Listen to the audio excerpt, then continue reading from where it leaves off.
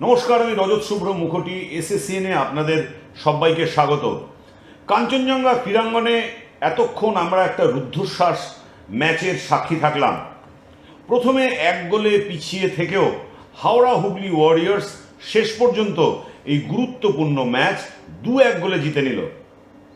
ব্যালেটোর দল কিন্তু প্রতি ম্যাচেই আমরা যেটা দেখতে পাচ্ছি, এক গোল হজম করছে বা 2 গোল হজম করছে, কিন্তু তারপর তারা সেই ম্যাচে আবার বেশি করে গোল করে তারা আবার ম্যাচে ফিরে আসছে এবং ম্যাচের রেজাল্ট নিজেদের পক্ষে নিয়ে নিচ্ছে। অসাধারণ একটা ম্যাচ দেখলাম। আমরা ম্যাচের একটু চুলচেরা বিশ্লেষণ করব। আমাদের সঙ্গে রয়েছেন প্রাক্তন 2 ভারতীয় ফুটবলার। আমার বাম দিকে রয়েছেন অমিত ভদ্র এবং আমার ডান দিকে রয়েছেন সঞ্জয় মাঝি। 3-3টে গোল হলো এবং এই 3-3টে গোলের মধ্যে আমি সবার প্রথমে সঞ্জয়ের কাছে যাই। সঞ্জয়, হাওড়া হুগলি ওয়ারিয়ার্সের পক্ষে যে দ্বিতীয় গোল ডেভিড যেটা করলো, সেটা কিন্তু রীতিমতো বিশ্বমানের গোল। গোলটা সম্বন্ধে যদি তুমি একটু আমাদের দর্শকদের বলো। না, আমি দেখো গোলটা সত্যিকার আমার মনে হয় এই বেঙ্গল সুপার লিগের সেরা গোল হিসাবে আমি শিরোপাে রাখতে চাইছি। কেন বলটা লেফট উইং থেকে কাট করতে করতে 1, 2, 3টে, তারপর এসে মাঝখান থেকে বাঁ পায়ে যেভাবে শট করেছে, মানে ফটো ফিনিশ করে দিচ্ছে। এরকম গোল দেখার জন্যই তো মানুষ খেলার মাঠে আসে। আমরা টিভির পর্দায় তাকিয়ে থাকি এরকম ধরনের গোল। এবং ফার্স্ট গোলটা বললো পাওলোর ক্ষেত্রে, যেটা Paolo corner dead ball situation থেকে কর্নার থেকে যে বলটা হেড দিয়ে গোল করে গেছে, সুন্দর 1-1 রেজাল্ট করার পর ডেভিডের গোল করার পর 2-1 রেজাল্ট করে তারা হাওড়া ওয়ারিয়ার্স এই ম্যাচটা জিতলো। এত সুন্দর গোল, যেটা তুমি বলছিলে যে হাওড়া প্রতিদিন কিন্তু গোল কনসিড করছে, কিন্তু হ্যাঁ জানি গোল হয়তো কনসিড করছে, ডিফেন্সে কোনো ফাঁকফোঁক রয়েছে বলেই গোলগুলো হচ্ছে। সেটাকে যদি ব্যাটও শুধরে নেয় তাহলে কিন্তু আর তারা গোল খাবে না। এর পরবর্তীকালে টিমটা ব্যালেন্স করেছে যে টিমটা গোল খাওয়ার পর নিজেকে একটা খেলে দুটো খেলে 3টে খেলে প্রতিদিন কিন্তু গোল করছে, কিন্তু গোল কনসিডটা করাটা খুব কিন্তু খারাপ। অমিতদার সঙ্গে কথা বলি। অমিতদা, 3-3টে গোল এই ম্যাচে দেখলাম। তৃতীয় যেই গোলটা হলো, অর্থাৎ হাওড়া হুগলি ওয়ারিয়ার্সের যে দ্বিতীয় গোল যেটা ডেভিড করলো, অসাধারণ গোল। গোলটাকে কিভাবে দেখছো? না, অলরেডি সঞ্জয় বললো, আমরাও আশা করিনি যে ওখান থেকে একটা এত ভালো শট রাখতে পারবে। শটটা হঠাৎ বল পেয়ে গেছে, শট নিয়েছে সেরকম না। ও বলটাকে একজনকে কাট করেছে, দুজনকে কাট করে একটা মাঝখানে যখন গোল একদম যেখান থেকে শটটা মারলে গোল পোস্টটা পাওয়া যায়, ও ফার্স্ট পোস্ট সেকেন্ড পোস্ট দুটোতেই মারতে পারতো। ও দেখবেন যে ওর নিয়ারার পোস্ট দিয়ে একটা কিছুটা ইনসুইং হলেও গেছে। এটা একটা অনবদ্য গোল, এতে কোনো ভুল নেই।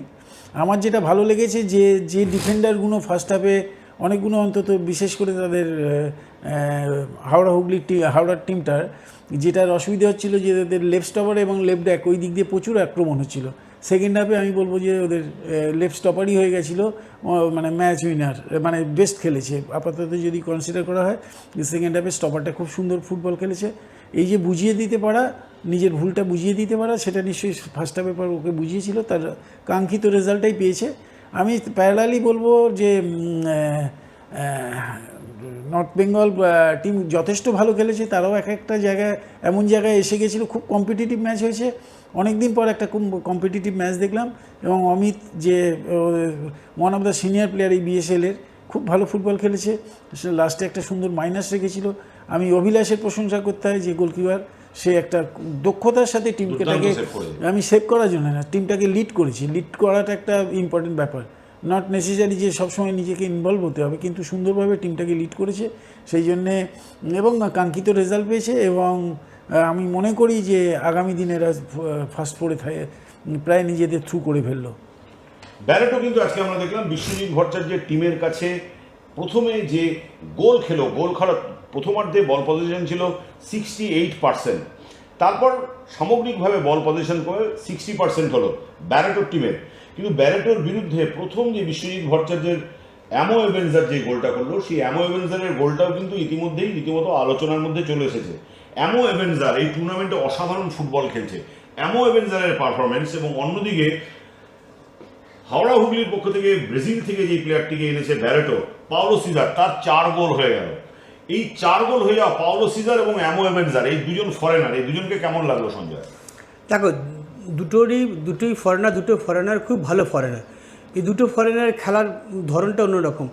এবং পাওলো সিজার্স হচ্ছে পজিটিভ স্ট্রাইকার, আর ও হচ্ছে অ্যাটাকিং মিডফিল্ডার খেলে। এবার দুটোর মধ্যে খেলা দুটোই সত্যি দুটোই দক্ষ প্লেয়ার।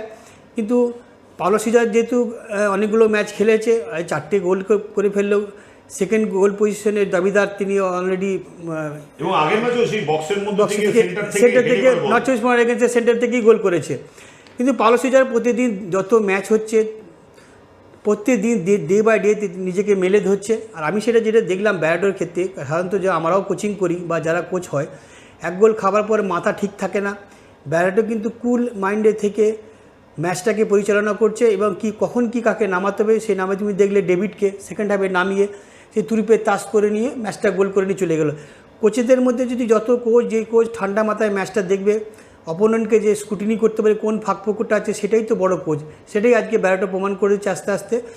অবভিয়াসলি বিএসএলটা আরও জমে যাবে, বাংলার ফুটবল এবং সারা ভারতবাসী দেখতে পাবে যে এরকম ধরনের একটা ফুটবল বিএসএল আয়োজন করেছে। সেটা আমি একটু অমিতদার কাছে যাই। অমিতদা, বিদেশি ফুটবলার যারা এসছে এখন পর্যন্ত দেখতে পাচ্ছি, অ্যামো এবেনজার বলো বা এদিকে তুমি বলো পাওলো সিজার, অন্যদিকে দেখা যায় জোটা, তারপরে মোডো, এরা কিন্তু ইম্প্যাক্ট ফেলছে। এবং এই যে টুর্নামেন্টটা হচ্ছে, এই টুর্নামেন্টকে রীতিমতো একটা গতির ফুটবল হচ্ছে, যেটা সচরাচর এখন আমরা সিএফএরও দেখতে পারি। এটার কারণ কি? বিদেশি ফুটবলারের ইনক্লুশন? না, সিএফের ফুটবলে কিন্তু বিদেশি ছিল না, ফার্স্ট কথা, সেই জন্য হয়তো আপনারা বিদেশিদের দেখেননি। বাট এই টুর্নামেন্টে যখন বিদেশিগুলো এসছে, বিদেশিগুলো ভালোই এসছে। অন্তত আমি স্পেশালি এই অ্যামো এবেনজা আমি আগের দিনও দেখেছিলাম। ও একটা মিডফিল্ডটা একদম সচল রাখে মানে সব বলে ওকে পাওয়া যায়। ভীষণ ভালো একটা অ্যাটাকিং মিডফিল্ডার এবং খুব পরিশ্রম করে ফুটবল খেলে। এবং প্যারালালি যখন এই ব্রাজিলিয়ানটা এসছেন, শুধু ব্রাজিলিয়ানটা একটা বড় বডির ব্রাজিলিয়ান, ও যেখান থেকে হেডটা গোল করেছে নিয়ার অ্যাবাউট 9 থেকে 10 ফুটের 9 ফুটের মাথা থেকে বলটা মিট করেছে, 9 ফুটের বলটা মিট করে সেটা হেড করেছে। সেই জন্য অনবদ্য গোল। হাইটটা আছে, হাইটটা কাজে লাগাচ্ছে। দুটো বিদেশি ভালো এসছে। ব্যারেটো যদি আর একটু আগে এবেনজাকে একটু ব্লক করতে পারতো, আমার মনে হয় তাহলে হয়তো আরও আগেই রেজাল্টটা পেয়ে যেতে পারতো। কারণ এবেনজাকে অনেকটা খেলার সুযোগ করে দেওয়াতে এবেনজা কিন্তু টোটাল নর্থ বেঙ্গল টিমটাকে একদম সেকেন্ড হাফে অনেক ভালো অ্যাটাক করতে পেরেছে। সেটাও বন্ধ করতে পারতো ব্যারেটো যদি ওই দিকটাও নজর দেয়। আর আরেকটা যেটা বললাম যে ভাবছি যে যখন এরা ব্যারেটো যদি ফার্স্ট ফোরে ঢুকে যায়, আমার মনে হয় ফার্স্ট ফোরে টপের দিকে চলে যাওয়া ওর কাছে আর অবাক হওয়ার কিছু নেই। এই মুহূর্তে প্রথম দুটো টিমের মধ্যেই কিন্তু হাওড়া হুগলি ওয়ারিয়ার্স নিজের জায়গা তুলে নিয়েছে। একটা অসাধারণ ম্যাচ দেখলাম, বেশ কিছু তিনটে গোল হলো। বিএসএল এ যেমন প্রতি ম্যাচে অ্যাভারেজ প্রায় 2.5টার বেশি করে গোল হচ্ছে, এই ম্যাচও তার ব্যতিক্রম হলো না। 2-3টে দুর্দান্ত গোল দেখলাম, ফরেনারদের অসাধারণ পারফরমেন্স দেখলাম, দুই কোচের মগজাস্ত্রের লড়াই দেখলাম, যার ফলস্বরূপ একটা উপভোগ্য ম্যাচ বছরের শেষ রবিবারে আমরা আপনাদের সামনে তুলে ধরতে পারলাম। এসএসসিএন দেখার জন্য আপনাদের অসংখ্য ধন্যবাদ। আপনারা বিএসএল দেখতে থাকুন জি5 এবং জি বাংলা সোনারে, এবং মাঠে যান, মাঠে গিয়ে প্লেয়ারদের উদ্বুদ্ধ করুন। আপনারা যত বেশি করে মাঠে যাবেন, খেলার স্ট্যান্ডার্ড তত বাড়বে। আরও আরও আরও আরও বেশি করে আপনারা গেলে ফুটবলের ভালো হবে, ফুটবলের উন্নতি হবে এবং তরুণ প্রতিভারা তারা কিন্তু তাদের মেলে ধরতে পারবে। এসএসসিএন দেখার জন্য আপনাদের অসংখ্য ধন্যবাদ।